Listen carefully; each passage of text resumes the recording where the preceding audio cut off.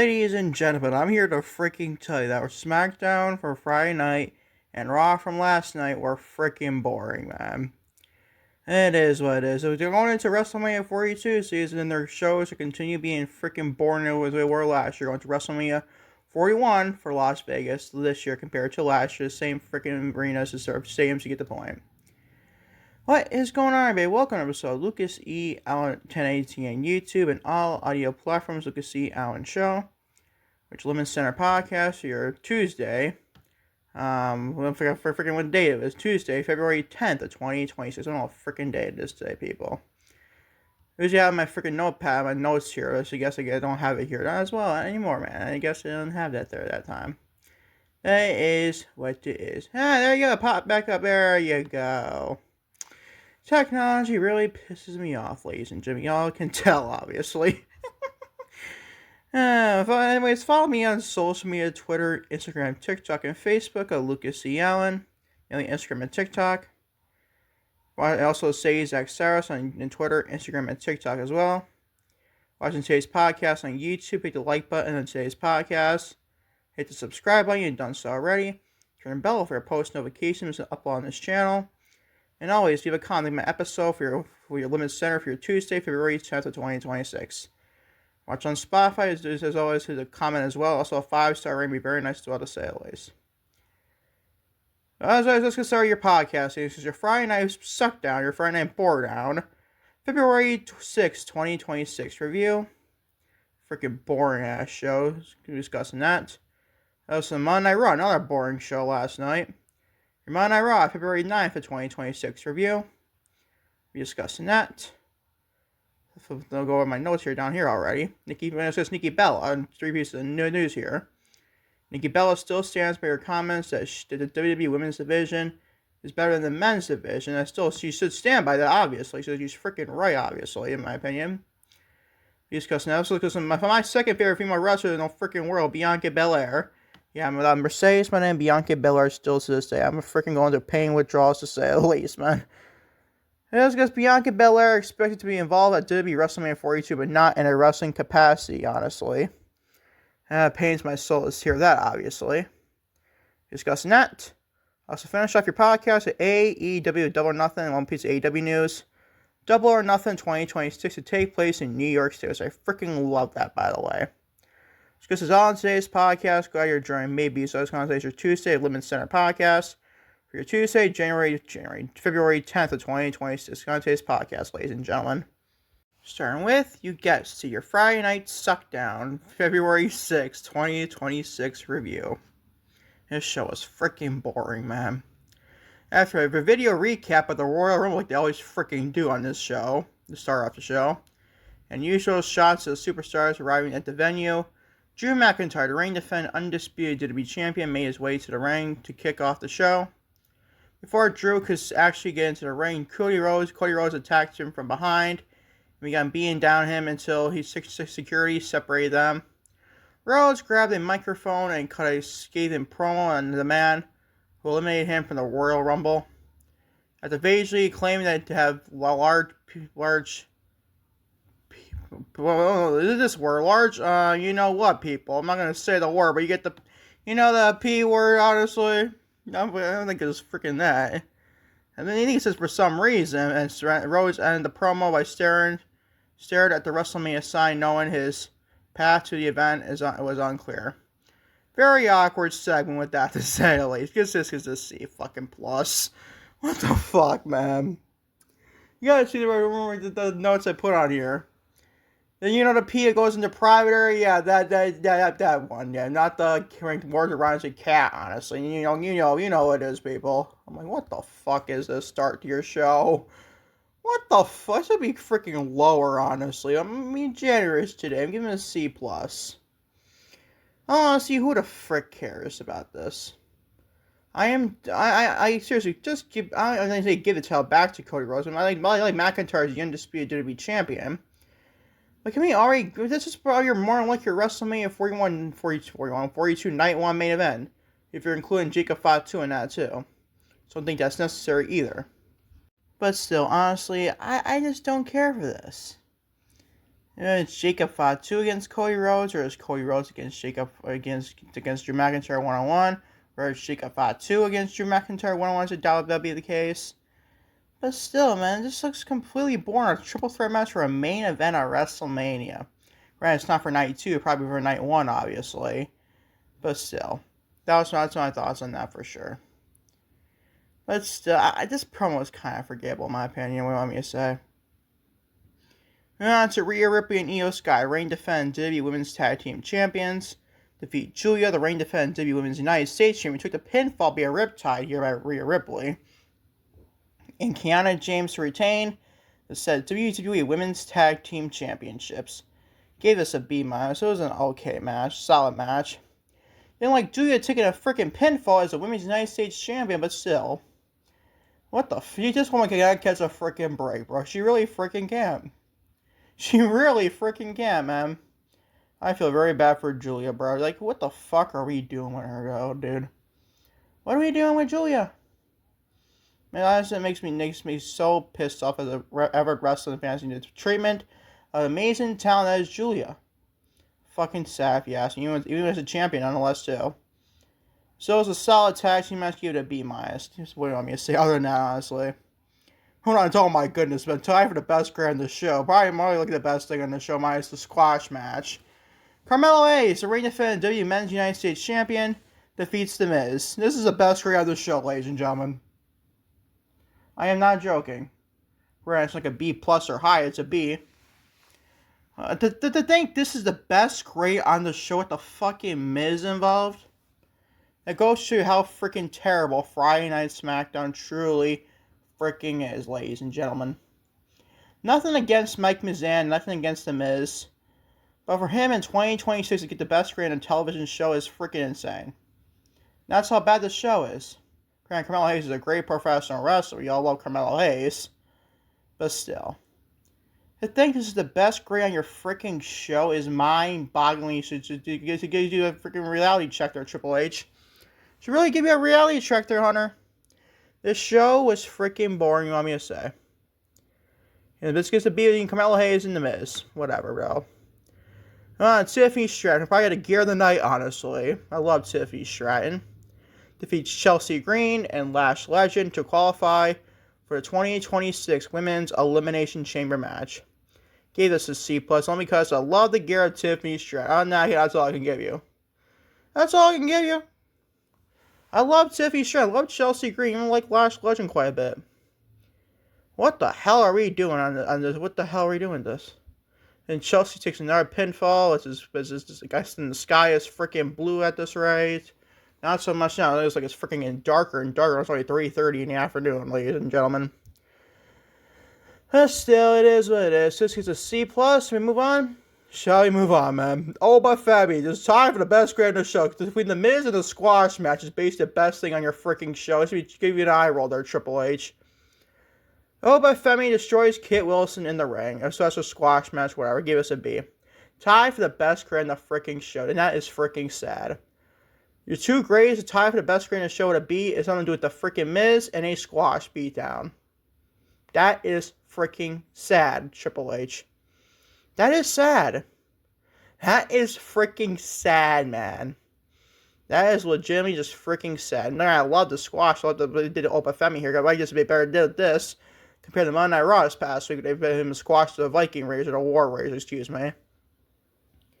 But still, I like this. Give us a B. I like these types of matches, especially for a guy like Oba Femi. Still, he'll probably be World Heavyweight Champion by the end of the year. I'm telling you that right now. We ain't find what that to say, at least. It won't be at WrestleMania. I think it'll probably be Brock Lesnar there. I don't think it'll be a Brock Lesnar match. It's just like I definitely see him being like a Backlash main event against CM Punk, maybe at the earliest. I don't think we can do it that early. Maybe like SummerSlam, maybe. Or maybe even it's like SummerSlam differently. I don't know. We ain't find out. Maybe wear the King of the Ring. We don't wait to find out what that to say, at least. But still. After Fallon to begin his promo at the top of the show, Drew McIntyre, the reigning defending undisputed WWE champion, came back to the ring to give us another shot.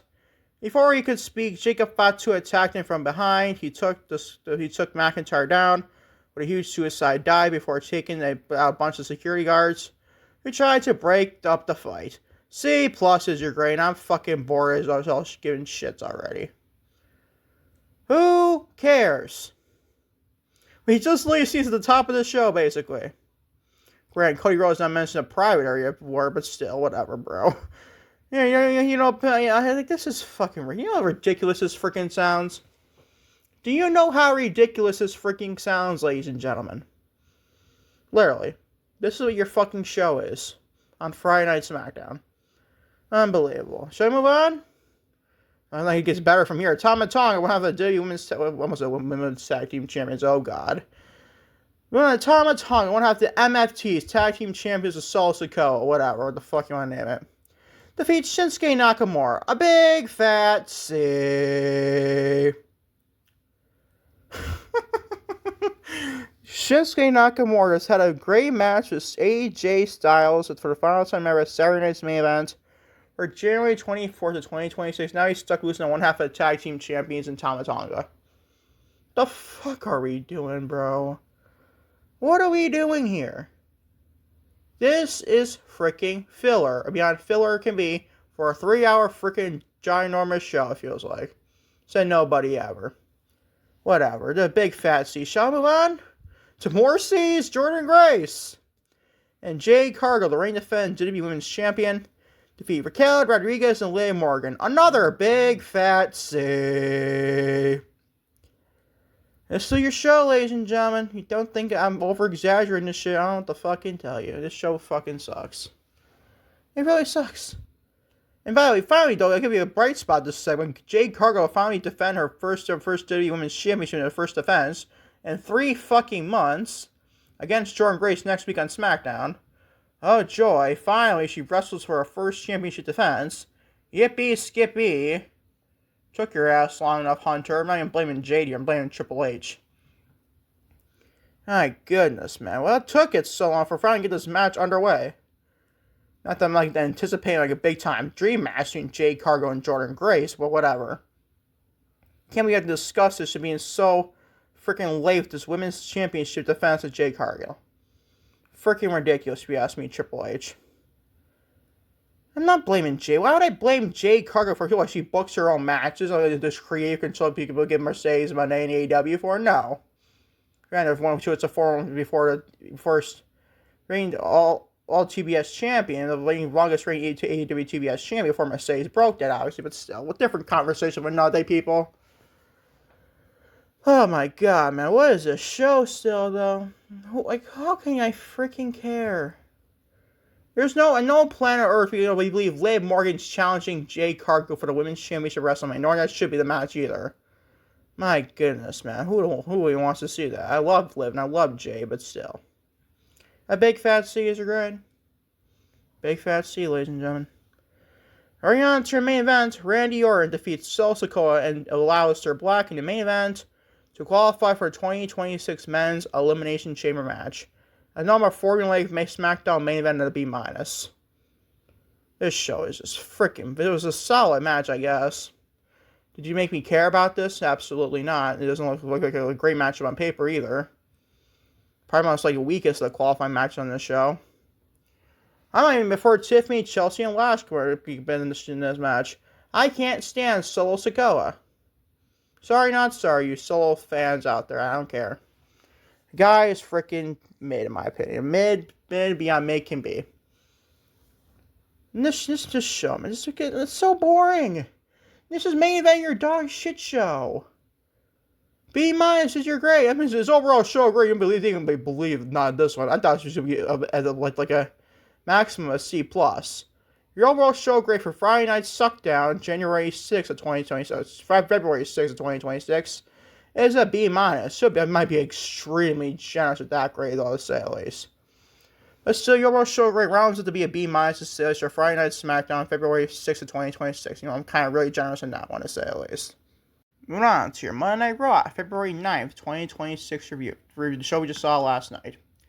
AJ Lee, she finally returned on this show. Kicked off Monday's Raw, but could barely address the WWE Universe before Becky Lynch, reigning defending WWE Women's Intercontinental Champion, interrupted her. A back and forth ensued with Lynch clearly breaking down on a one-on-one match. Lee used Lynch's emotions against her, goading her into putting her Women's Intercontinental Championship on the line against her at the Elimination Chamber in her hometown of Chicago, Illinois. Wait a minute, I thought AJ Lee was from New Jersey. Is that right? I could have sworn AJ Lee was from New Jersey. Maybe she is from Chicago. Maybe I'm just thinking it's Liv Morgan, honestly. I know Liv's from New Jersey in general. Let me look this up on Google right now. I'm just curious. Where is AJ Lee from? She is from, Union City, New Jersey, WWE. Or whatever that said this notepad here, where the fuck I got this from.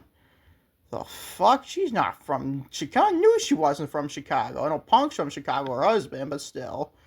Like, what? She's not from freaking Chicago. Whatever. Lynch, Warren, Lee, I don't really care about that more in this segment, honestly. And it's sad, honestly, what feuds come to. Lynch warned Lee that if she thought Lynch held her down before, she hadn't seen anything yet. She then stomped off to close out the opening promo. This gets a B-. This is honestly disappointing. Like, it's just disappointing this feud's come to. And then later in the show, we're going to discuss bring Natty and also Maxine Dupree into this shit. Oh, joy, bro. Oh, I am so freaking happy for that crap, man. It's nobody ever. Oh my god, man. This segment was okay. Get a B-. It was really disappointing, if you ask me. It is, but it's great to see finally see AJ Lee back on television, Joe, finally. I'll give you that. And moving on to the Usos. Oh, so you might have notes down here. For the laptop's on procedure a little bit. What the fuck was that? The Usos. Jimmy and Jey Uso defeat the Alpha Academy members of Otis and Akira Tozawa to retain the said WWE World Tag Team Championships. Another B-. Seriously, who wanted Alpha Academy to win the number one contendership last week? Or whenever they did it. Was it 2 weeks ago on Raw? Whatever. Doesn't even matter at this rate. Who needs to see this match? This Raw WWE World Tag Team Championship division here freaking sucks, man. SmackDown's not that much better. It used to be better than SmackDown than Raw's. Until they got rid of so many tag teams like DIY, split those guys to Tommaso Ciampa going to AEW. What do you got? The Street Profits not on television. The Wyatt Six are just fall off the face of Europe. And the MFT's your champions. Oh, joy, oh, joy. Why does that division fall off the face of Europe? Has it not, people? Raw's not that much better. It's probably even worse. This is the Usos as your champions. And more better champions than the MFTs, obviously. What are we doing here, bro? Who asked for this? I know I didn't. I know I freaking didn't. B- is your grade. Shall we move on? We shall move on to Liv Morgan. Flanked by Dominic Mysterio, the reigning defending WWE Men's Intercontinental Champion, made her way to the ring to address the WWE Universe. They're being presented with flowers by her boyfriend, whatever we're going to call Dominic here. Morgan proclaimed herself to be the greatest Royal Rumble winner of all time. And began to discuss her WrestleMania 42 choice with Stephanie Vaquer. The reigning defending WWE Women's World Champions Pyro cut her off, and the Women's World Champion made her way to the ring. Which, by the way, people, Stephanie's Vaquer's music fucking sucks. Her entrance used to be so freaking good. Now it's so freaking beyond bad. Well, what are you freaking doing with Stephanie Vaquer, Triple H? What the hell are you freaking doing, Hunter?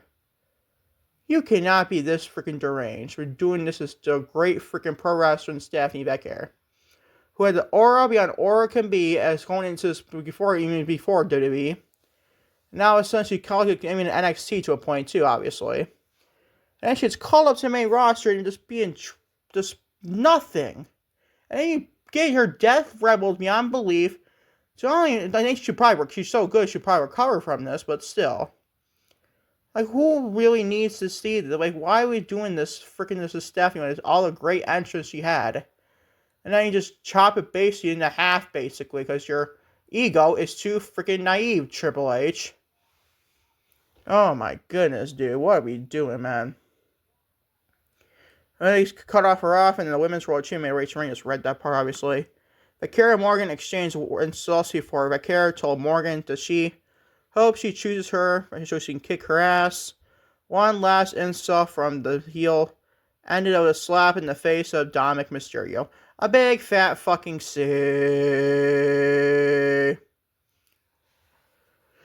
Oh my goodness, man. What are we doing here, man? You're bringing Dominic Mysterio involved with the Liv Morgan and Stephanie Vaquera match. Just might as well add Raquel Rodriguez to this match, people. You might as well at this, right? Because what are we doing here with these two women, this one-on-one match? Could be a fun match on paper. The feud's not doing it justice, though. Thanks to Triple H's stupidity and his creative mind, or lack thereof. Oh my god, man. This show is freaking awful, bro. This show was freaking awful on Monday night. I mean, Genesis' overall show great again, by the way, just like it was SmackDown. This show is just not good. This show is not good at all. A big fat C, obviously, you can tell, like I just mentioned. Said a major hiccup there. Oh boy, oh boy.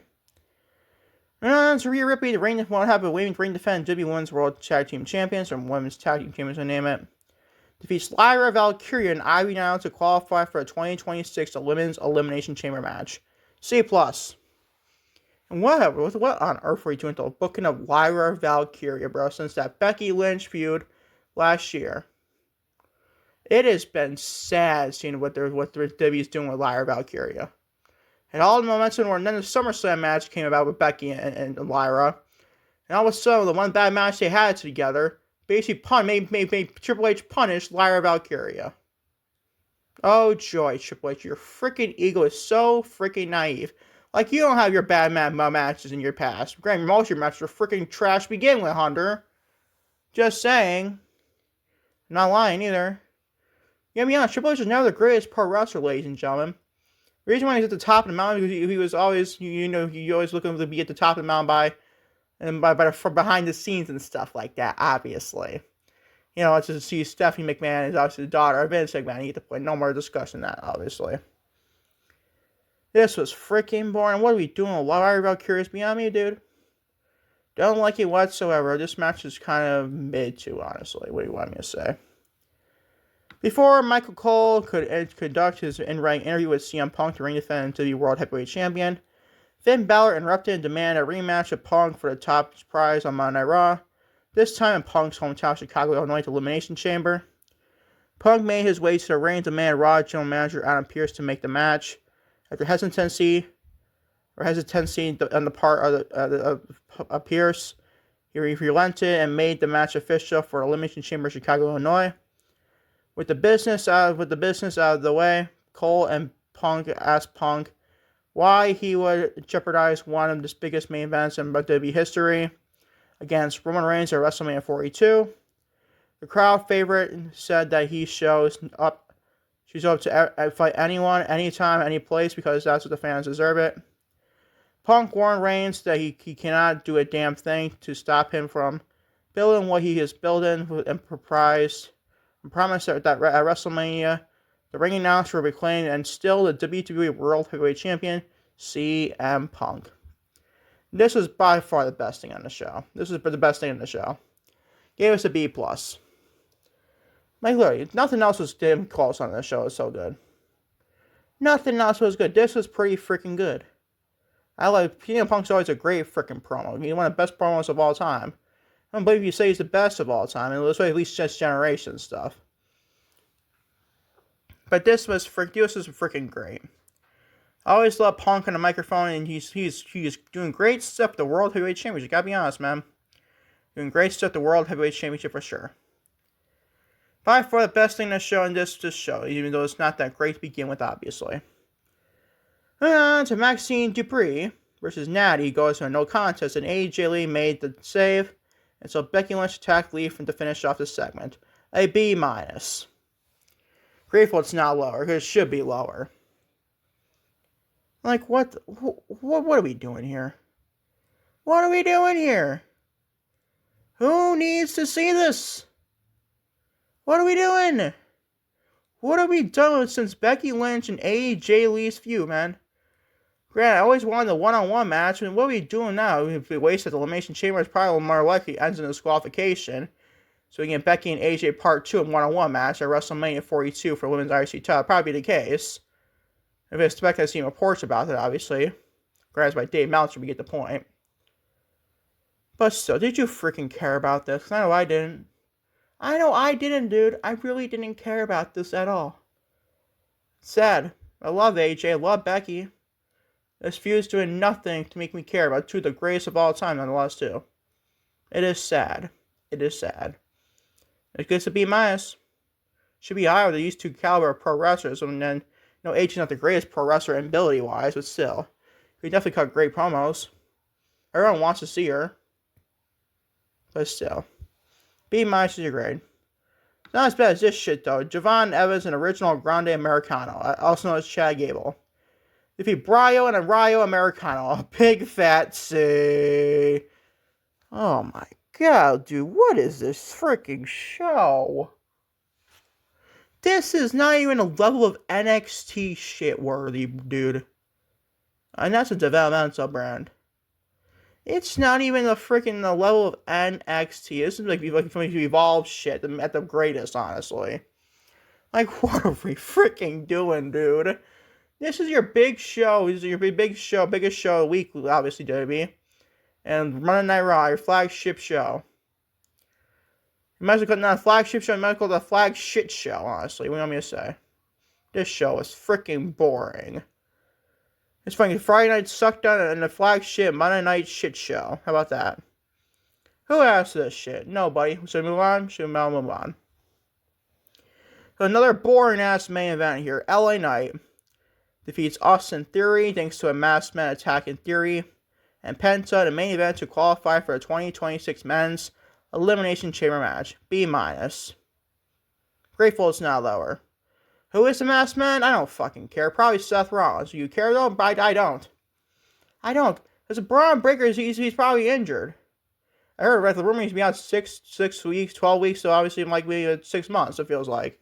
That's the last report I saw. I'm not grasped by Wrestling Observer and Dave Meltzer, but still. That's the last reports I saw about Braun Breaker updates, but it doesn't mean that he could be back by WrestleMania. That's probably, I think the earliest could be WrestleMania, but still. Even then, like, why would you even rush him out to that point there, do it there? Why? Why would you put him out there just to a point there, but just assume you had Seth Rollins? You probably push that probably even SummerSlam, honestly. You could definitely do that. You don't have to go right away right now because it's WrestleMania. You can definitely do it on the line. Still, I believe that. But this was, whoever's the masked man, do you fucking care? It's Seth Rollins or whoever. Or it's Jake Paul. People say it's Jake Paul. Or it's, I don't think it's Logan Paul. I think Logan Paul even said it's not him, but still. Seriously, do you freaking care, though? No, do you care? Because no, I freaking don't. I don't care, man. At least LA Knight wins the match here. If that's obviously good in my opinion, but still. This gets a B- as your Raw show for Monday Night Raw. Or Monday Night Flag Shit Show Raw. Here, February 9th of 2026 is a B-. It'd be definitely a generous grade if you ask me. It looks like SmackDown this past week, too. That is your Monday Night Raw February 9th of 2026 review. 3 pieces of wrestling news and we're gone out of here for the day. Obviously for the podcast and stuff. Nikki Bella still stands by her comments that the WWE Women's Division is better than the men's, as she freaking should, honestly. She's correct, in my opinion. Nikki Bella has clarified comments she made regarding the current state of WWE Men's Division. Bella recently faced backlash, no shit, following her appearance on Logan Paul's podcast, where she discussed a perceived lack of stars in the company. It's definitely fair to say. Definitely, she's right there, honestly, too. I'm right. She's right. Speaking on SiriusXM's Nikki and Bree show, Nikki stated that her words were misinterpreted, that she never intended to disparage the current roster. While clarifying her stance on stars, Bella did maintain her opinion that on WWE's women's roster division is currently outperforming the men. However, she empathized that the men's roster is so incredible. I wouldn't say that, though, Nikki. That's not even close to being incredible. It's good talent, don't get me wrong. Just the lack of booking is not that great. Specifically highlighting the Lucha Libre talent was, yeah, it's fair to say that, though. It's definitely fair. Men and women, I still stand by the women are better than the men, but right now, there's not even a competition or competition. I can't freaking speak today. Bella stated, our men are incredible at WWE, and we see and you hear the crowds with it. And what's been more fun than ever is really to see Lucha men and WWE right now. They are some of my favorite men that I love to watch. End quote. Nikki attributed some of the backlash to the modern media landscape, which probably would like to tear apart, obviously. We don't know about that. Knowing that the clips and headlines often strip away any nuance of a conversation. She says, and I quote, I guess that I have to get used to this new era of media and headlines and how people take things and interpret it. And people look more for negative in people's answers, which is definitely true. And especially when you're one of me being interviewed, like you say your thing, but it's not like your own show. To sit and explain your talk about, and you say something that you're like, oh shoot, what I meant was like this, end quote. Which definitely is the case. People could like to slam Nikki Bella's name and stuff like that. It's mainly women, honestly, I see it from. Not even just Nikki Bella. I see a lot of Nikki, I see a lot of Mercedes, my name, my girl Mercedes. A lot of you haters. I know you love to slam Nikki Bella and shit like that. And a lot of women can probably go on time and time like Jade Cargo's up there too, probably. But you get the point. It's way too much of a big list to put right now in the podcast.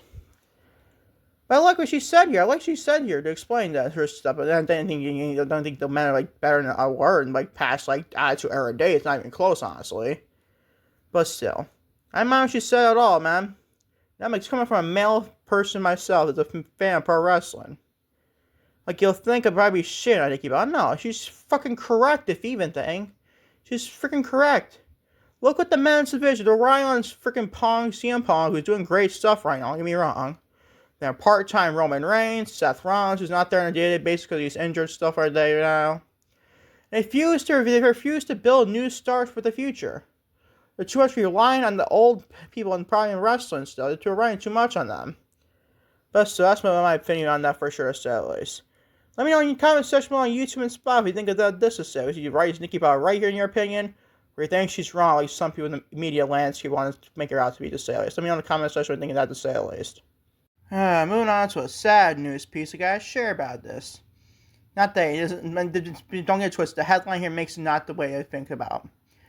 Bianca Belair expected to be involved at WrestleMania 42. Like, Lucas, you're sad about that. Well, we'll read the report right now, people. Bianca Belair has been out of action for 10 months following her match at WrestleMania 41 against Io Sky and Rhea Ripley on April 20th, 2025. Obviously, the Women's World Championship and the best match the whole weekend, honestly. The new report indicates that while she is still recovering, she's still expected to be at WrestleMania 42. EBU are self-made. Everything is former wrestle purists and stuff as well.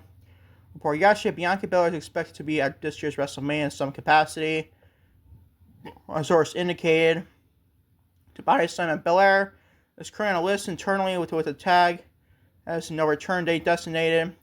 But confirming self-made report that WWE believes she'll be involved at WrestleMania in some fashion.